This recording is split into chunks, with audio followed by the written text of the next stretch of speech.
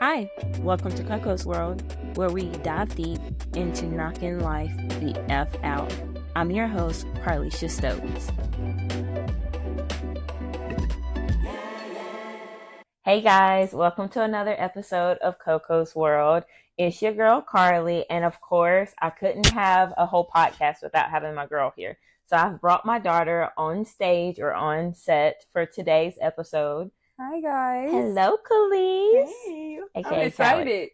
I am excited too. It's been a long time coming. Callie? I did, but it's okay. Now the whole world gonna know my nickname. No one else can call you that though, Right. but me, and I will fight you if you do. Most of everyone knows the social media world. Kaleace is my always plus one for my TikToks. And a lot of people have now known my wife to be also another addition to my TikToks. But Kaleace was like the original start of my TikTok page. And she is also a great volleyball player. And so I don't want to spill all of her tea. So I'm going to allow her to share some more information about herself of what she wants to share. But I'm so excited to have you a part of my world. I'm excited. So tell us a little bit about yourself. Okay, so I'm Kaleace. We know. AKA Callie. AKA Callie, right. I'm 18. I just graduated from Eastside High School. Mm-hmm. I will be going to PC for pre-med and pre-dental. Mm-hmm. And yeah, that's it. All that is your world? Right now, that's my world. Well, that sounds like an awesome world. Yes. Well, do you have any nerves?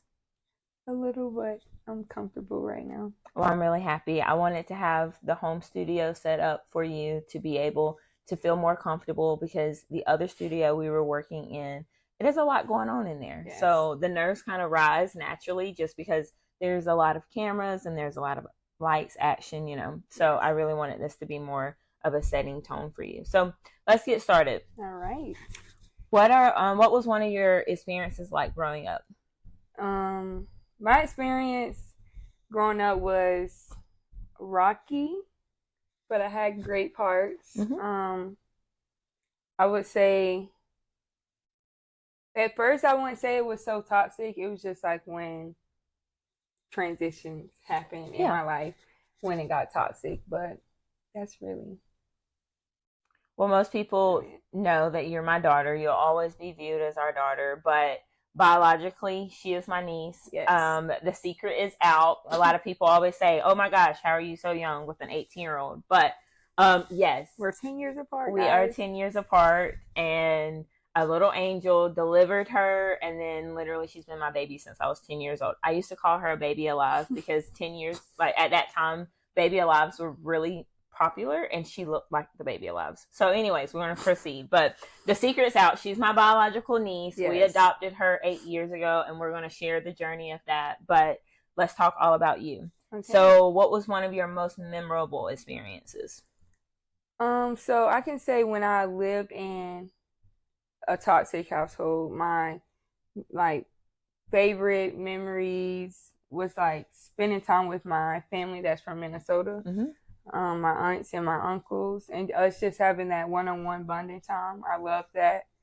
And us being kids, like playing outside, playing in the dirt, not coming in until the street lights came on. Like, yeah. So that was probably my most favorite part. It kind of helped me also get my mind off of things that was happening like in my home during the time. So that was probably my favorite part. What was like, do you have a key experience like or thing that you guys did that made it so your favorite? We did a lot. We rode our bikes through. It was this trail on my great grandpa's property that had like dirt holes in it. Mm-hmm. We used to ride our bikes through the dirt holes. We used to go in this jump off this waterfall in the woods. Oh. And we used to walk there. It was probably like a 10-minute walk. But we would walk there every day and jump in the water. Was it part of Paris Mountain, or it was just like just random? No, random. It was dirty. Oh. It was like red clay. The water. Yeah. Mm-hmm. Oh, not Kaleace getting into red clay. And we used to just go walk in the woods, and we used to do a lot. I love that for you, though. I've never experienced that. It was fun. I say how old was I? Probably like 8, 7 doing this stuff. We used to just being in the dirt in the woods, being a kid, and seeing animals. And I loved also like my great grandpa, my great grandpa Frankie. He has taught all of us a lot. We used to just go with him to cut down trees. We used to go with him to play his lottery tickets. His favorite restaurant was Burger King. Okay. It was connected to the Sphinx. Okay. Right up the street from his house. We used to just go there with him. It was just that one-on-one time. He made sure we were in church every Sunday. Even though we didn't want to get up, we was in church every Sunday. I love that. And we did Bible study with one of the youth group pastors. And those like were some good memories. Well, you've taught us a couple things because you guys used to garden. Yes, we used to garden. Okay. I planted everything. Tomatoes, cucumbers, potatoes, like digging in the ground, getting the potatoes out with a shovel. I'm dead serious. Okay. Like we used to do potatoes. I tried watermelon, that didn't go so well. Okay. We had corn, and my great grandpa had a big cornfield. Like, wow. Big watermelon. His stuff did pretty good on his property he had, but my little garden, that was my baby. It was something to do. Yeah, that is Oh, another thing. Go ahead. No, go ahead.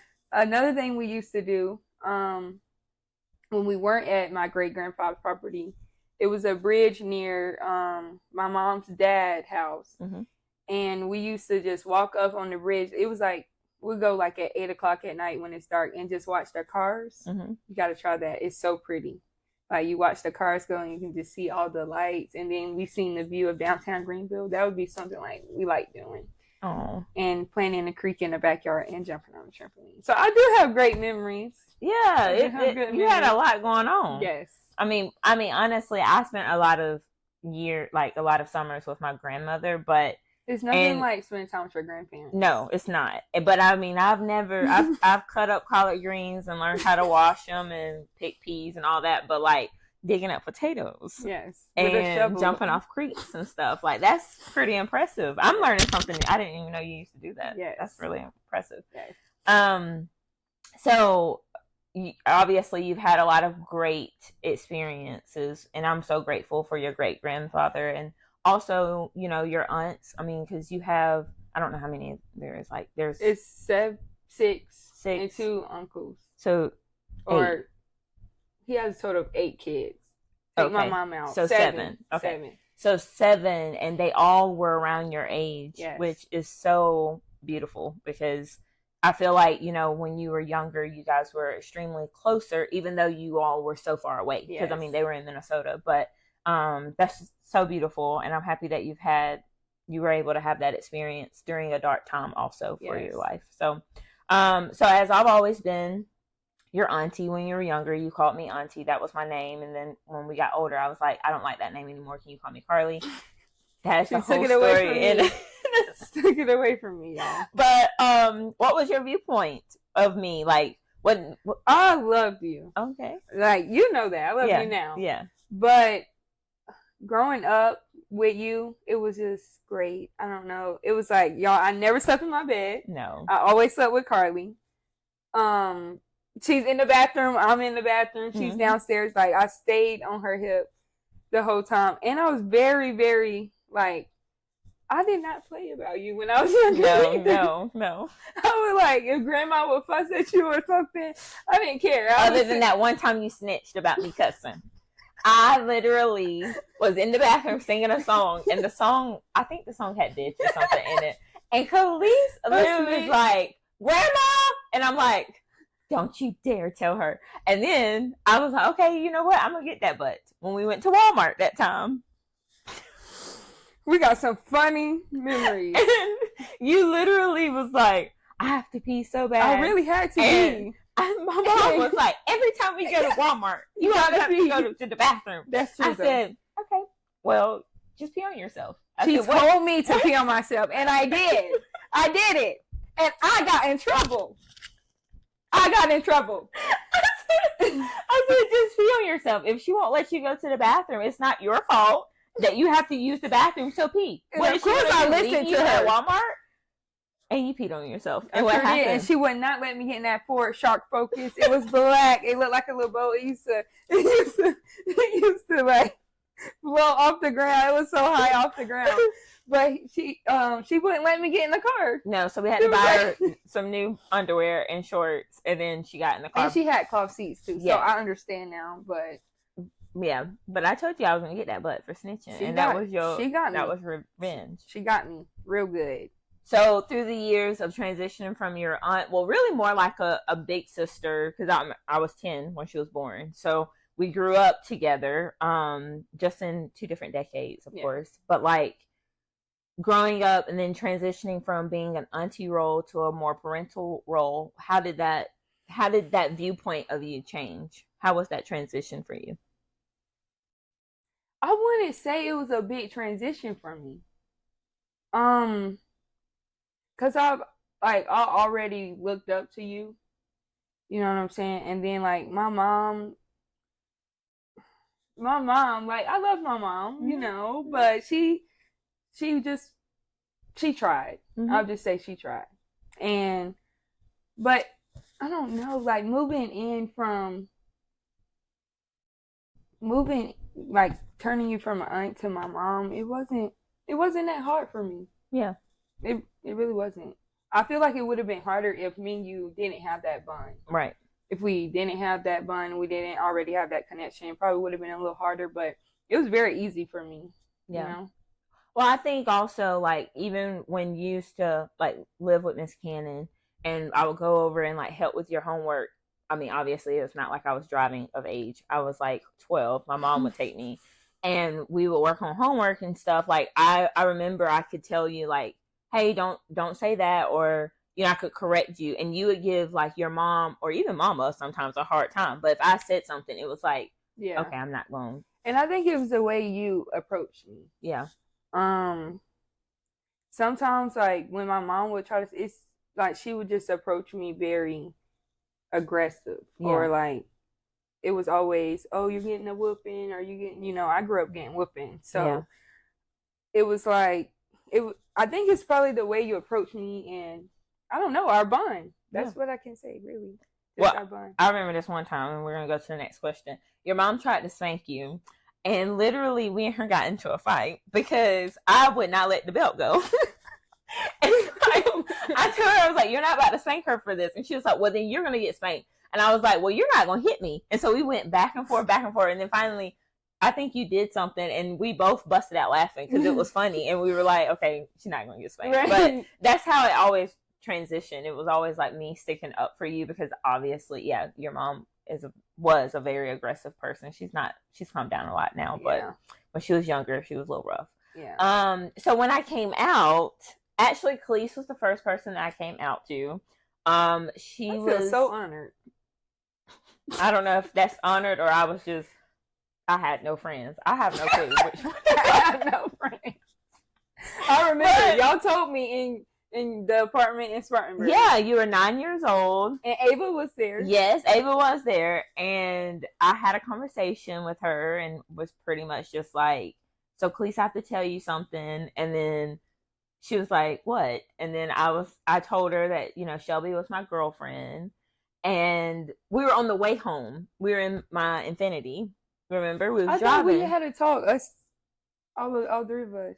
Maybe it was all 3 of us in the living room. And Ava would. I remember. Oh yeah. I remember that. You had a red couch then too. Yes. And and then you were like, I know. Yeah, I knew. I mean, so how was that? It wasn't hard for me. I loved it. I loved Shell from the jump. You know, like when before I moved in with y'all, Grandma made sure I was very involved with the school. Like every time she came to the game, I would come. So we obviously would go watch Shelby, and then we'll watch you cheer, of course. Mm-hmm. That leave you out. So it was like I don't know. Shelby is just a very good person, and I loved her for you. I mean, that's all that matters. Yeah. I'm not a judgmental person, so I just didn't care. And I knew. I mean, y'all sleep in the same bed. You know, y'all live together. All of this. It was just kind of like 9-year-old Kaleace. I already knew. She was very observant also as a kid.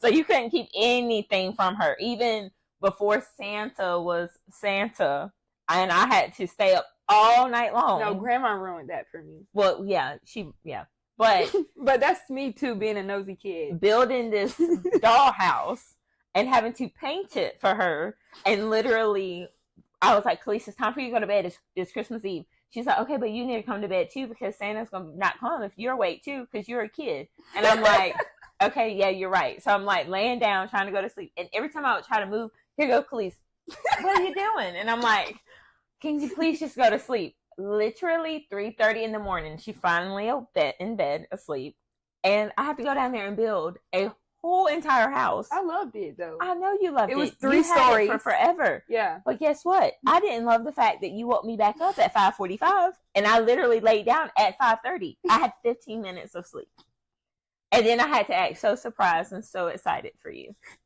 You did good though. You was always there observant and nosy. I love that dollhouse. Yeah. So I couldn't keep. I was like, I have to tell her that I'm with a woman because she's gonna know eventually. Yeah. I mean, I was very accepting, and I loved it for you. And yeah, I mean, I didn't really have anything to say. I know. You know, I was just like, I know. That's literally what I said. Yeah, you said I know, and that was and it. He was looking at me like, I had built up all this courage to have this conversation with her. And I was like, okay, I don't know how this is going to go because I don't even know if she's ever met somebody that is in like a same-sex relationship. Y'all were the first. I thought your dad's sister. Yeah, but I didn't, like, growing up, I didn't know she was with that woman. Oh, I thought they was good friends. Okay. I just know she dressed masculine, but nobody ever had a conversation with me about it. So it was just like normal for me. It was like the back in the day when everybody was like, yeah, that's your friend, Thelma and Louise. Yeah. We all know what's going on. Yeah, right. Okay, so what parenting style would you say Shelby and I have? Y'all are very cool parents. Well, thank you. Y'all are very cool parents. What parenting style would I say? Can you give me some examples? Yeah, like, do you feel like we're strict parents? I know that you said cool parents. So, like, what makes us cool? I can talk to y'all about really anything. Mm-hmm. Y'all, I wouldn't say y'all are strict. Y'all just expect the normal things. You know, communication. You know, me being respectful, not being disrespectful, me following rules. Mm-hmm. You know, all things like that. So I would say those are the things that make y'all cool parents, and y'all are just cool parents. Like, I don't know what else to say. Well, no, I love that response. And I know that, like, transitioning, you said it wasn't a hard transition. But growing up, no, now, when I first came, mm-hmm. it was a little stricter. Yeah. Because I just used to be a little wild little thing. I was about to say, you was rough around the edges. Yeah, I was very rough. We had to tame you. Yeah. You had to tame me. And now that I'm older, I thank you guys for that, because I don't know where I would be. You know, if I did have that, I probably would still be the same wild and reckless Kaleace that I was. Yeah. I used to be a firecracker. Yeah, firecracker is a great word for you. That's a great word. Yeah. I'm not like that. No, like, you really, really, really got to push my buttons. Now I'll just ignore stuff and walk away. You're like baby Jack. You would just start spazzing on folks, and I'm like, okay, we gotta get this under control. I'm not like that anymore, so I do thank you guys for that. But y'all were more strict when I first came around and everything, but now, I mean, all that has died down.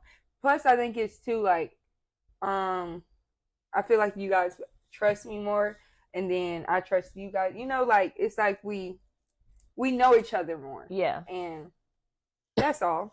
Well, I mean, also with that trust statement, what things do you remember, if any, that helped you gain our trust?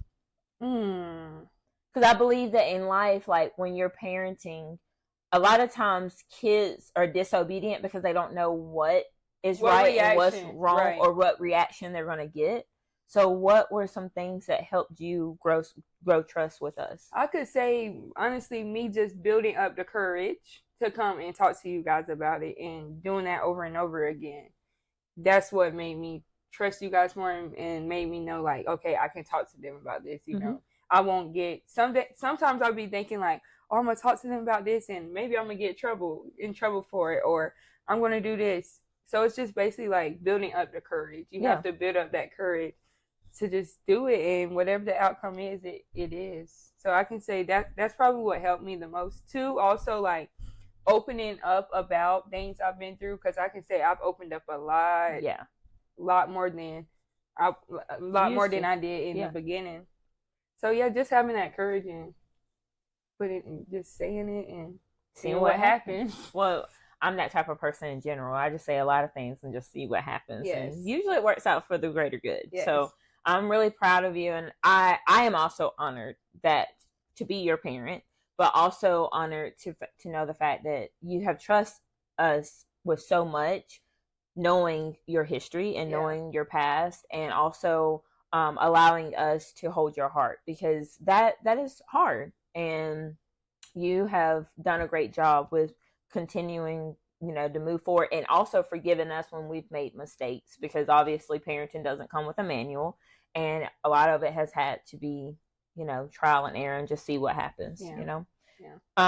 For your future siblings, aka Shelby and I's future children, what would be one thing that you would say that you would change that we've parented you?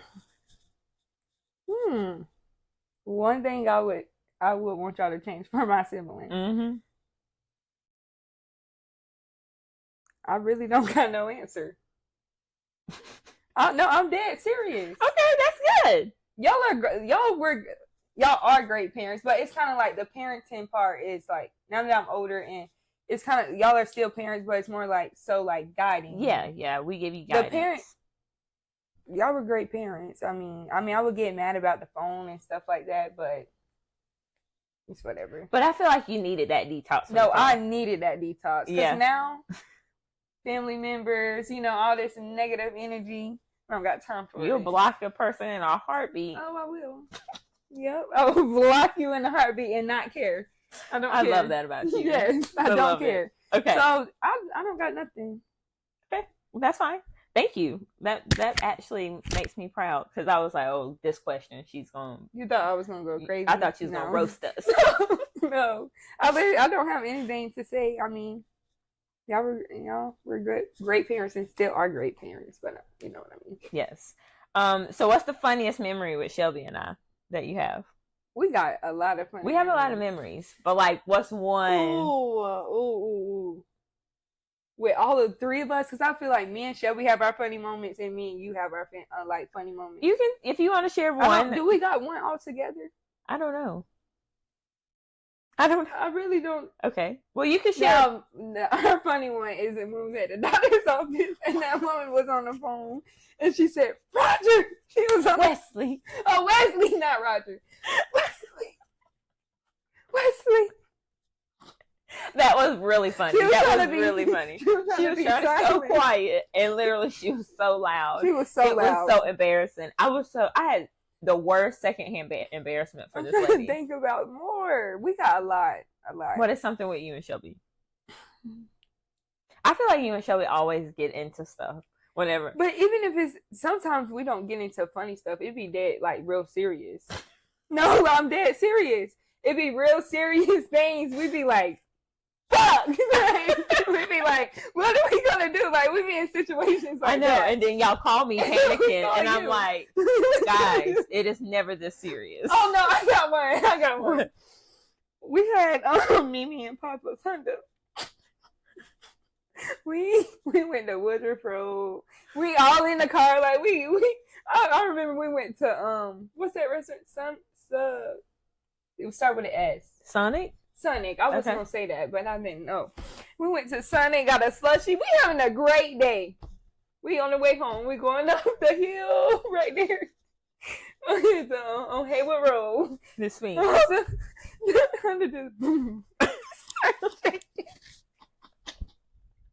said, "Oh Lord, oh no."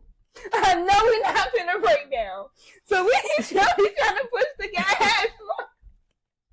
We trying to push the gas more, and it just let out. We just broke down. It was so hot. It was so hot outside. It was like 98 degrees. I remember. We had to pull over to Smith. Mm-hmm. But I think that was a funny moment. I mean, it was serious, but it was funny. Well, me and her always get into funny, serious stuff. Really, I know. I know you guys always call me about it, and then I'm like, It'd be serious. here we go again. Yeah. So, well, I'm happy that was funny because that day I was not happy at all because I had to call AAA. AAA took forever 3 hours. Forever that day. In 98-degree weather. Yeah, I mean, I was not in a good mood. It was real hot. But you know what? Looking back at it, it was a great, memorable moment for y'all because you guys, I was out there in the highways and byways. One time I got another story. Go ahead. We got into it. Well, I was scared. I think Shelby was a little scared. But we was at Publix. I'm not Publix. We was at Bilo. And I don't know if this woman was drunk, high. Oh, yeah. I went inside to grab some stuff. Yeah, I don't know if she's trying to rob us or what. She just come up there yanking the door. And I'm scared. Like, I'm like, I've been down low in the back seat. Kaleace becomes one with the car anytime emergencies and cars happen. Yes, I became one. Me in that car, I was like, she not gonna see me. We not in the car today. Because she was looking. She was like this. Not becoming invisible. She was looking and yanking. I'm like, oh my gosh, we about to get robbed, Shelby. I'm like, and then Shelby just pulled off.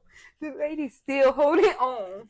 She just pulled off. I'm like, you gonna hit the lady. I'm like, dang. I'm like, you gonna hit the lady. Like, and what happened? And she didn't come back. I think she was at the wrong car, but it was just scary. Yeah, I understand. A scary moment. Can you name the most impactful event in your life that changed things forever for you? Moving in.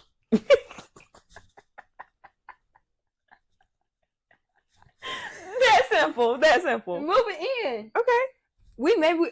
Are we going to go more into depth with things? We can go as in depth as you want or feel comfortable. Yeah, I'm very comfortable.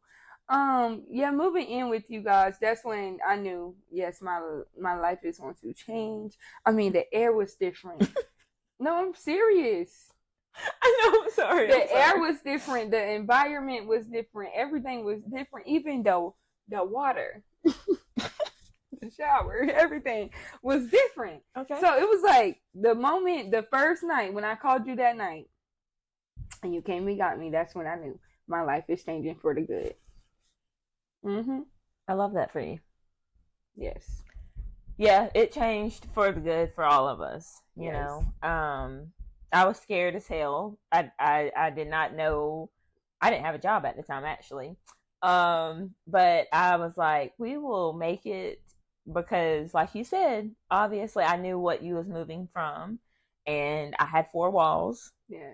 And you know, we're like a family. So, well, we're not like a family. We are a family. We are. And I was like, okay, just graduated college.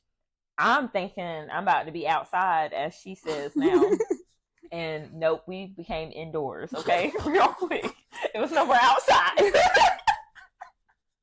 was no more outside. But it was so worth it. It was worth it. I think that, you know, Shelby and I had our trials and tribulations of trying to figure out parenting and parenting styles because Kaleace, you had to parent different. And I always, from 10 years old until 21, 22 years old at that time, I always knew how to approach her. Yes. And I knew the ways that helped her tick and what was going to actually turn her into baby Jack Jack. Yeah. So, and like, I don't know, like my life growing up, a lot of people, I feel like too, like me, I be telling people like when I was going to school, like don't judge a book by its cover. Like just because you see that I'm doing better now, you don't know what I came from. Yeah. You know what I'm saying? saying? And the things that you still have to work through. And the things I still have to work through for what I came from, because a lot of you, the people that's watching may not know, but my biological mom is schizophrenic. Mm-hmm. Growing up with a schizophrenic mom, and I think this is a very important topic that we talk about. Yeah. Growing up with a schizophrenic mom, it was not easy. 1 minute she would be herself. 1 minute she would be somebody named Jessica. Yeah. You know, like she would just be all of these different personalities. And it became very abusive. You know, very, very, very abusive. Not verbally abusive, physically abusive, all of those things. And it's not easy. It's not. It's really, really, really not easy. And if you do have a schizophrenic parent, all I can say is you got this, be strong, and hopefully you have great people that'll bring you out of that toxic energy. You know what I'm saying? But it wasn't easy at all. Well, one, I want to say thank you for sharing, and thank you. It's brave of you to put that information out there.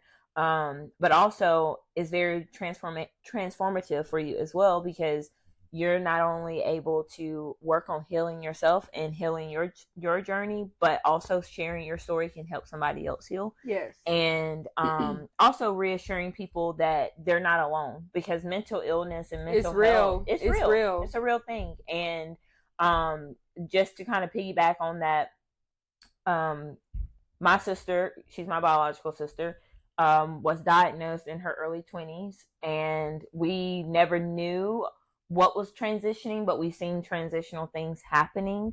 Especially, it became very profound after she had Kaleace. So, mothers that deal with postpartum depression and things like that, be sure to take it serious and seek help, because mental health that is untreated can grow into bigger issues. Yes. And so it was a challenge, and it still is a challenge that she deals with. And I will say I am doing better. Yeah. Than I was. I'm just kind of I'm kind of just accepting her. Yeah.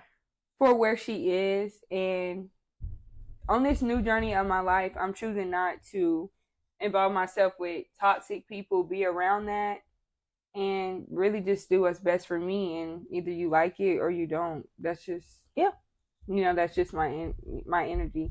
And then the whole situation with my father. Yeah. I got a question for you. I know this is your podcast. Yeah, no, of course. But how was it?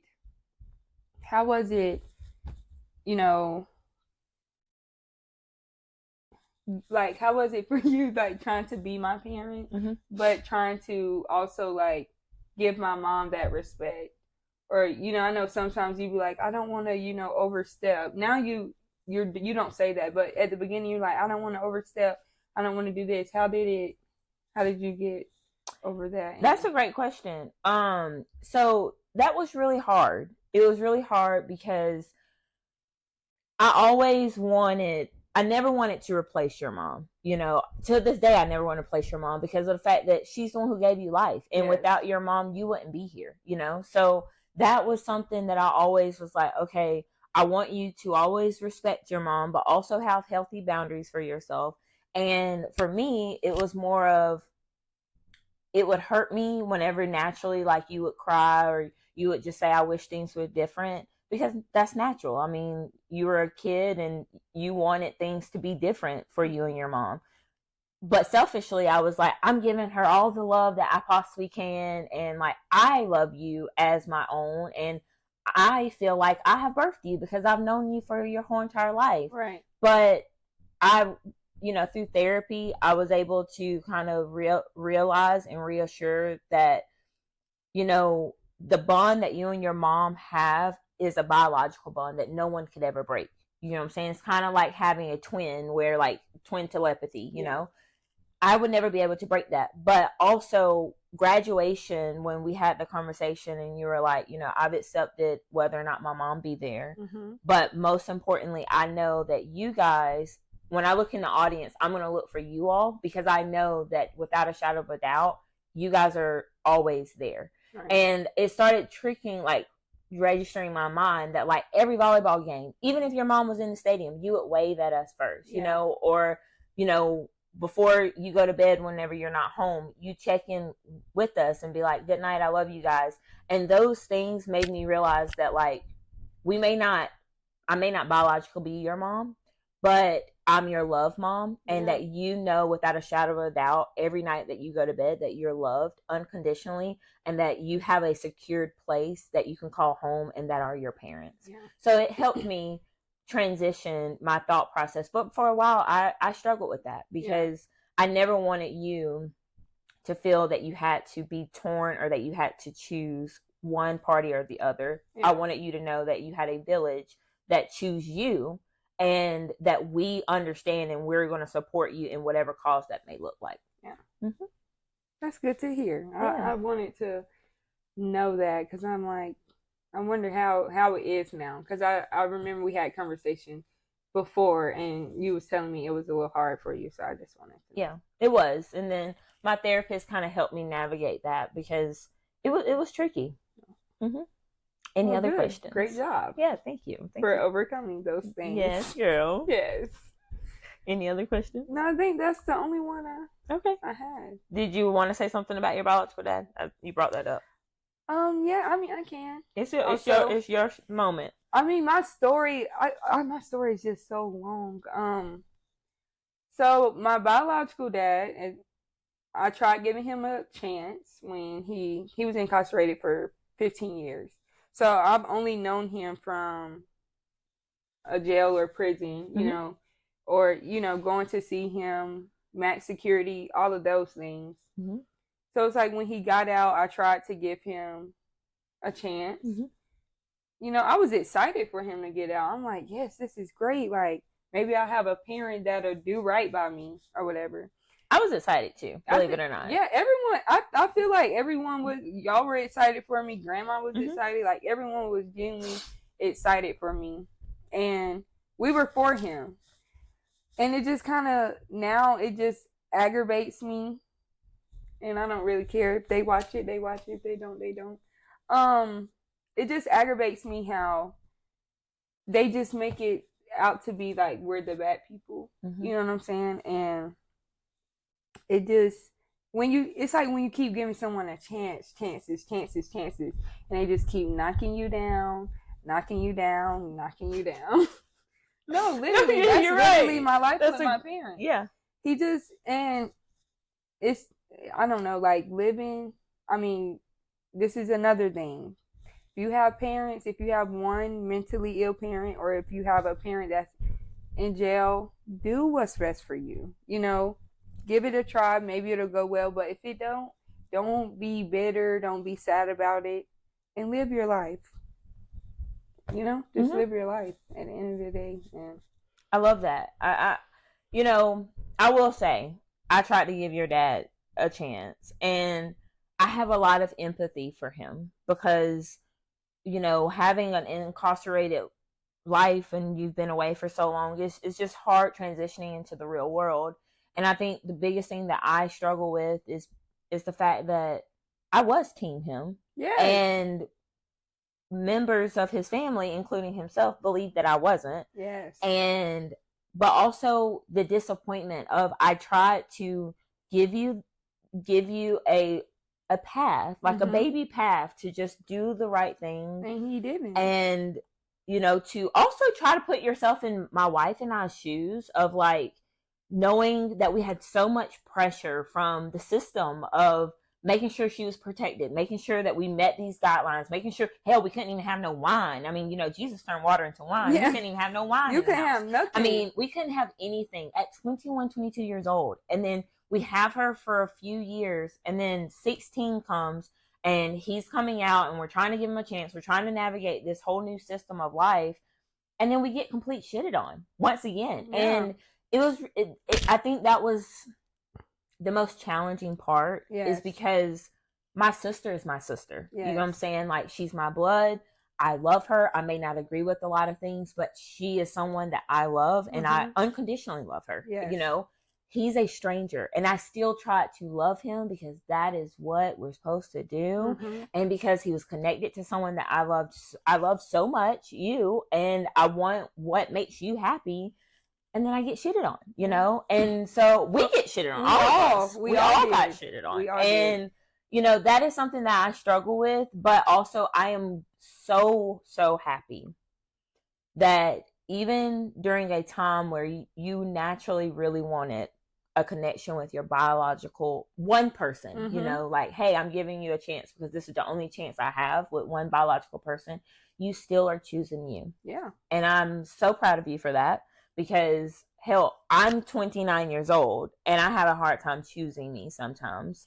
And for you to be 18 and not allowing what the world say biological parents should be in your life. There's expectations that if you're blood, then you have to keep them in your life. But no, if people are toxic, I don't give a damn if they're your blood or not. If I was a toxic person and I've raised you until 18 years old, I would expect you to do what's best for you. Exactly. So I'm so proud of you for that. Thank you so much. That means a lot, because it wasn't easy. It was not easy. I mean, 2 weeks ago I was crying. Like, I think it's wavelengths that you go through, but I just get tired of people making me out to be the bad guy. Yeah. You know what I'm saying? It's like, I think that's the most hurtful thing out of all of it. But I've just realized, like you said, you just have to do what's best for you and put yourself first. And once you do that, it feels great. I mean, it feels like you're unstoppable. Yeah. And that's how I feel right now. Yes, queen. You are unstoppable. Yes. I mean, the sky is the limit. And I don't even think the sky's the limit. At this point, we need to just say the universe is the limit. I mean, Pluto is the limit, if that's what you want to do. Exactly. Do you feel that your life experiences have made you a good person? Yes, I genuinely feel like I'm a great person. I mean, I do have some of my flaws, but I really think I'm a great person because, like I said, I try not to be judgmental. I try to listen to people and see their point of view and put myself in their shoes, because I wouldn't want anyone to judge me or make me feel these type of ways. So I would say I'm a great person, and going through the things I've went through,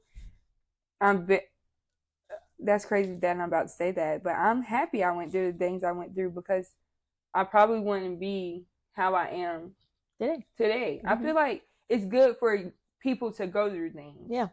Because you learn how to be a better person. Yep. And a better you, for your family, for yourself, for your friends. If you have a partner, you learn how to be a better you. So, yes, I can say that it has turned me to a great person. Well, I would literally give my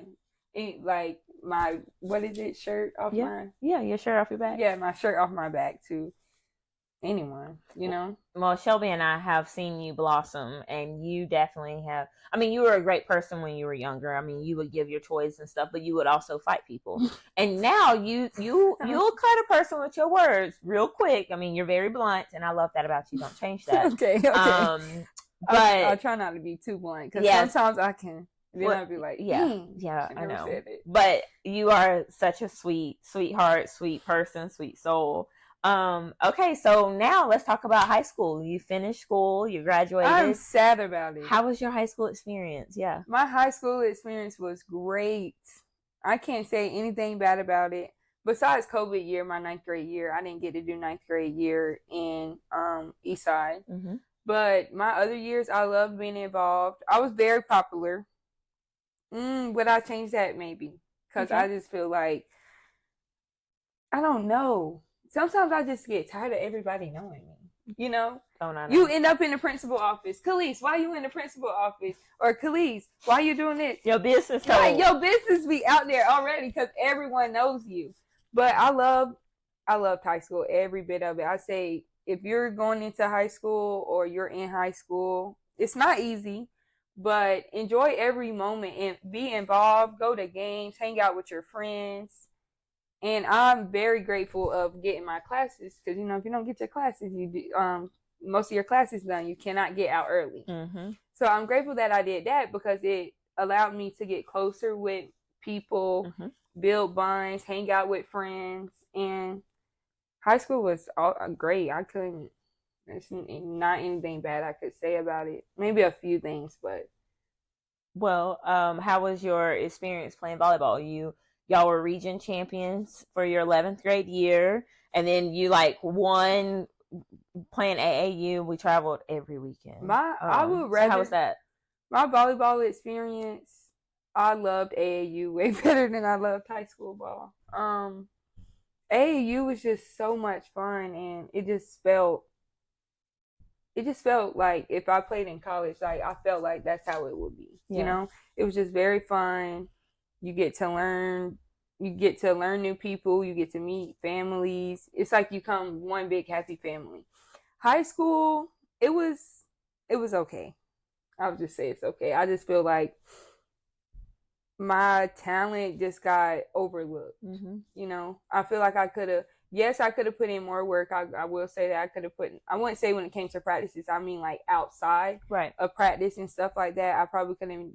I probably could have put in more work to get me, you know, get me where I wanted to go. But I mean, it's okay. You know what I'm saying? Yeah.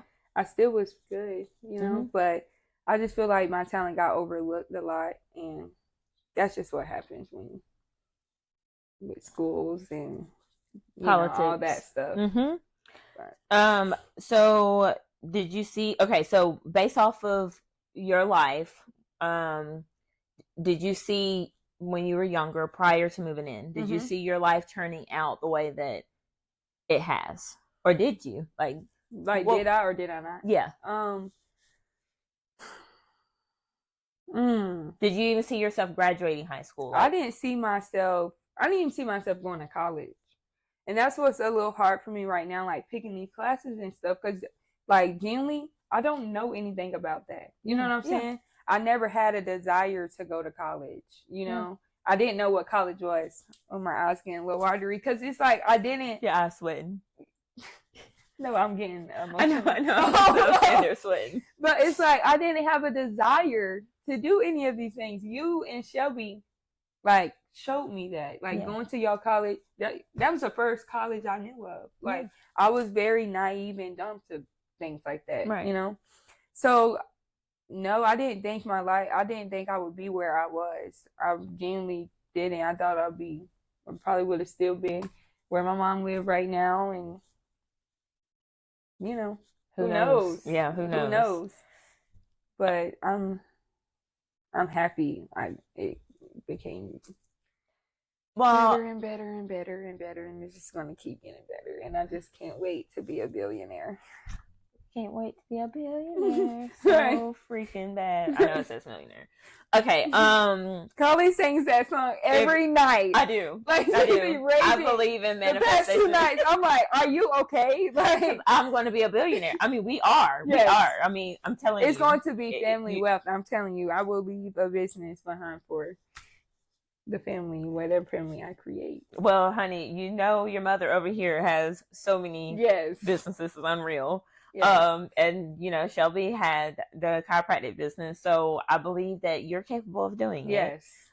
It's just a lot of work and a lot of less sleep, like 5 hours a night. But you're beautiful. We thrive off of. Yes, we have Jack Frost in us. We really. Sometimes I only get 4 hours of sleep, and I still be thriving. Yes, queen.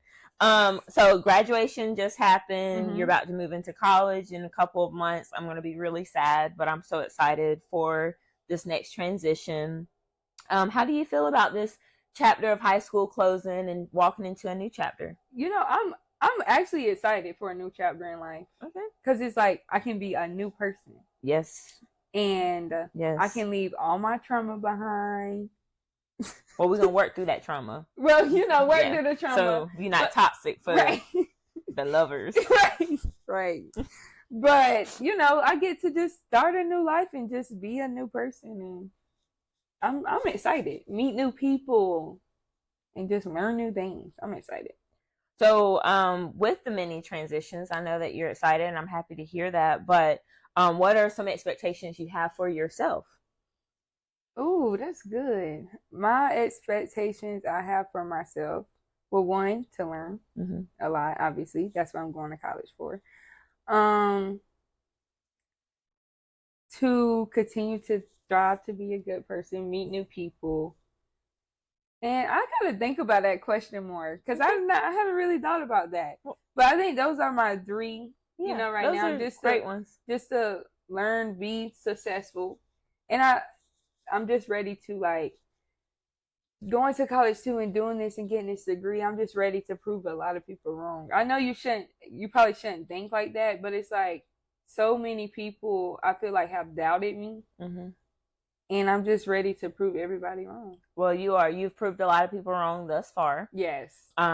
Because based off of your statistics of, you know, person with your background, you shouldn't have even been on the stage to receive your diploma. Yes. And you've done that, and you're going to college. So you've already checked off a lot of boxes, and we cannot wait to see you walk across the stage with your white coat. Yes. And whatever entails the next. And you already know, I know that you're nervous about the classes and stuff, but Shelby and I both have been through it. Shelby has been through it from a doctoral, standpoint, and you're not going to fail, and Yes. we're going to help you get through every milestone, yes, piece by piece. You just can't get overwhelmed with the bigger picture. Yes. You just have to take it semester by semester, and even if that includes summer semester, that's okay. Yes. Okay. Yes. And then what are your expectations with the relationship shifting with Shelby and I, like as your parents and transitioning to more of a I expect us so I'm like, I expect us to do this. At least, no, I do want us to at least have lunch. Okay. On the weekends. Or something. Every weekend. No, not every weekend. Okay. I said on the weekend. Okay. And I'm still gonna come home and stuff. Okay. I don't think you're not gonna come home. I'm still Kaleace is a homebody, believe it or not. I really am a homebody.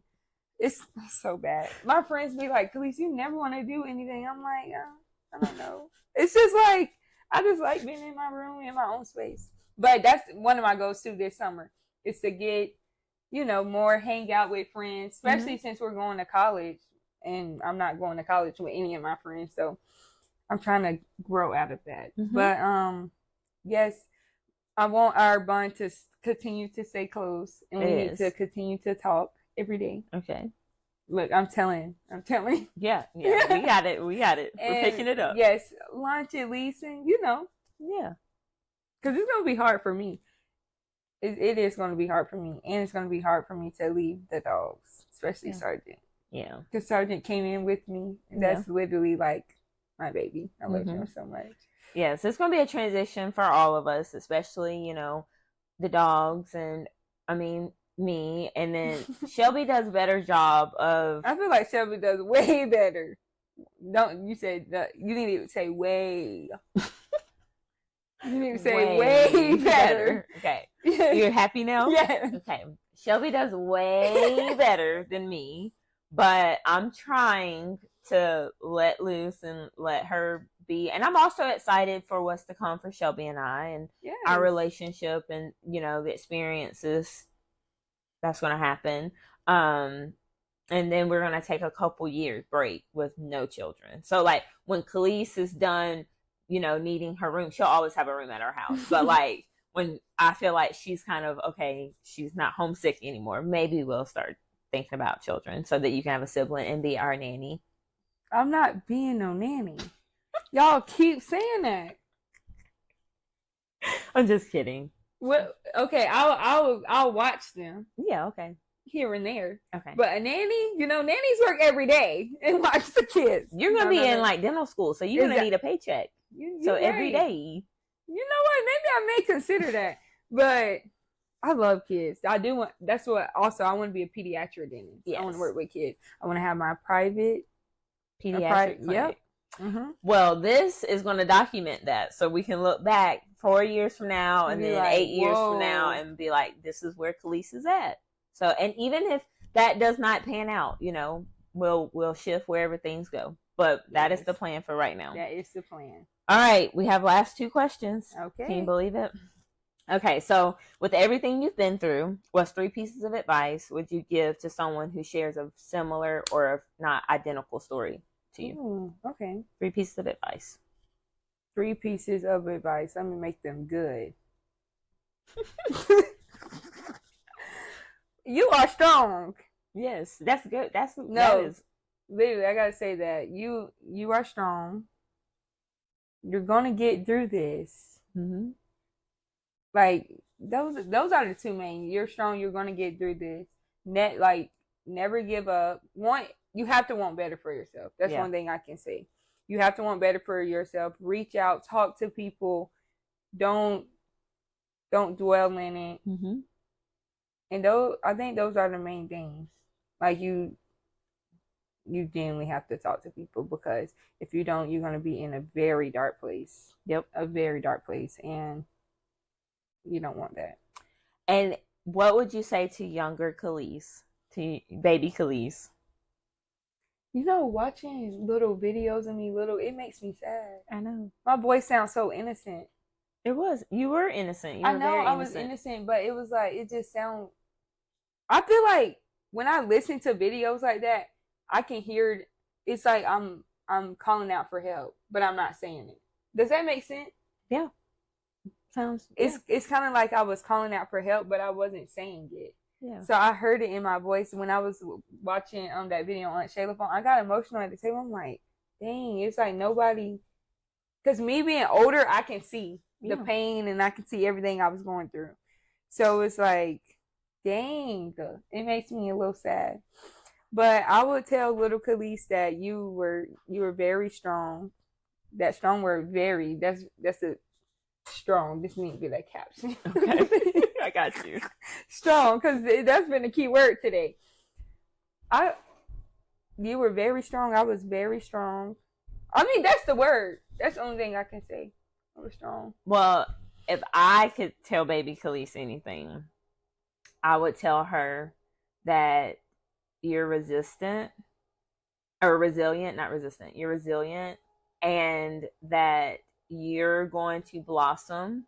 Yes. You're going to be the biggest rose on the bush that blossoms, and just give yourself grace during the journey, because I believe that over time you've became a better person. You've evolved. You are beautiful. You were beautiful as a baby too, but I'm just saying, like, as a baby. I mean, as a child. No, I mean, no. Have y'all seen my child? Grandma used to do me dirty, y'all. She used to put them curly crochets in my head. And then, first of all, let's talk about these braids. I'm so happy we've turned into knotless, because those big old bumps that used to be at the braid when they braiding it, that is so ugly. Look like you got snakes on your head. Yeah. No. Okay. Ew. Well, baby Kaleace. Baby Kaleace was cute, though. Younger Kaleace. Her whole youth, she was adorable. Don't have me go and pull up old pictures and attach them. You can. You can, because some of them, oh boy. But the baby ones, yes. Well, the baby alive days and toddler. Okay, whatever you say. But yes, that's what I would tell baby Kaleace. And I think that's what I used to tell you when you were younger. I used to kind of like The Help, the movie, where she's like, you is smart, you is kind, you is important. Like, I used to tell you, like, affirmations. I don't know why that's funny, but the way you said it. Like, affirmations, just to make sure that you knew that you were going to be bigger than what the hand you've been dealt. So, well. Yeah, I am going to be bigger than the hand I've been dealt. I am. We're speaking that into existence. You already are. Yeah, I am. Any closing remarks before I shut this thing down? No, it was great. I love this. You loved it? Yes, it was like I kind of just let it all out. I know. I'm proud of you. We didn't let everything out. Maybe that's part 2. They not ready. They not ready for that. If you know, you know. Well, thank y'all so much for joining. It has been a pleasure. And as always, please remember that you are loved. Yes. Bye. Bye.